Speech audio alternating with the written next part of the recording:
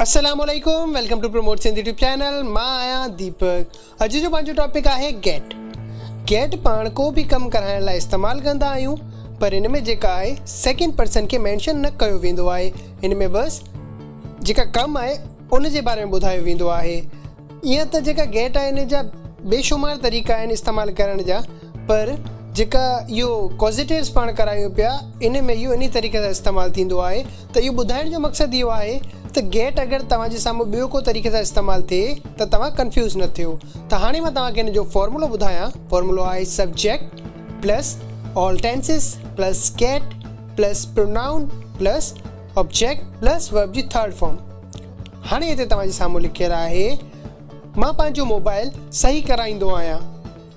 I get my mobile repaired. वरी मां हिकिड़ी दफ़ा ॿुधाईंदो हलां त गेट जेका आहे उहो सब टेंसेस सां गॾु इस्तेमालु कयो वेंदो आहे। हाणे ॿी मिसाल हिते लिखियलु आहे, हू पंहिंजी कार धोए पई। शी इज़ गेटिंग हर कार वॉश्ड। पोइ लिखियलु आहे, हिन पंहिंजी मीटिंग कैंसिल कराई आहे। She has got her meeting cancelled. त हू पंहिंजे कुते जो इलाज कराईंदी। She will get her dog treated.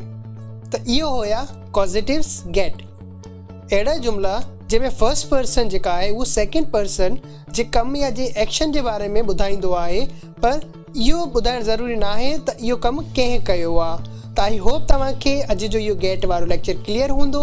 तव्हांजा जेका बि कंफ्यूजन ऐं क्वेश्चन्स आहिनि उहे तव्हां कमेंट में ज़रूरु पुछिजो। पोइ अॼु जो टॉपिक थियो ख़तमु हिते ई। मिलूं था नेक्स्ट वीडियो में। अल्लाह हाफ़िज़।